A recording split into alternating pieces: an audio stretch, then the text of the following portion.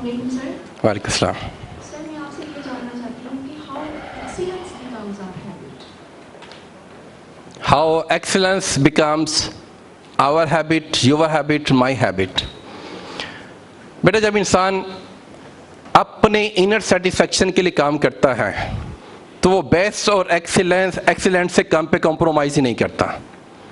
वो 100% के लिए जाने की अटेम्प्ट करता है। उसके लिए वो हार्ड वर्क भी करता है, चैलेंज भी कबूल करता है, कॉन्कर द लिमिट्स के साथ भी होता है, कैपेसिटी बिल्डिंग भी करता है, कंटिन्यूस एफर्ट्स भी करता है। वो हर चीज़ के अंदर एक्सीलेंट होने की अटेम्प्ट करता है और उसके बाद ये उसकी आदत बन जाती है।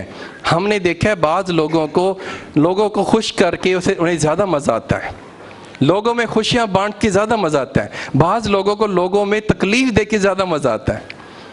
तो इसी तरीके से जो हैबिट बनती है ना, ये इंसान की डूइंग से बनती है, मुसलसल एक्शन से बनती है। जब मुनज़्ज़ा बेटा, जब आपकी एक्सीलेंस, आपकी बार बार एक्सीलेंस अचीव करने की आप ट्राई करेंगे तो एक्सीलेंस बिकम योर हैबिट। फिर आप एक्सीलेंस से काम पे कंप्रोमाइज़ करेंगे ही नहीं। आप जो काम भी करेंगी उसके अंदर आप जोर लगाएंगी कि इंशाल्लाह इसे मैंने बेस्ट करके दिखाना है। बेस्ट ना हो तो एक्सीलेंट तो ज़रूर हो जाएगा इंशाल्लाह, क्योंकि बहैसियत मुसलमान हमारे ईमान है कि हम तदबीर कर सकते हैं, रिज़ल्ट अल्लाह के इख्तियार में है। हम तदबीर के दर्जे में बेस्ट से बेस्ट करने की अटेम्प्ट करें। और मेरा मानना ये है कि जब इंसान अच्छी कोशिश करता है अच्छी नीयत के साथ तो अल्लाह रहमान रहीम की तरफ से हमेशा बेस्ट और एक्सीलेंट रिज़ल्ट ही आते हैं।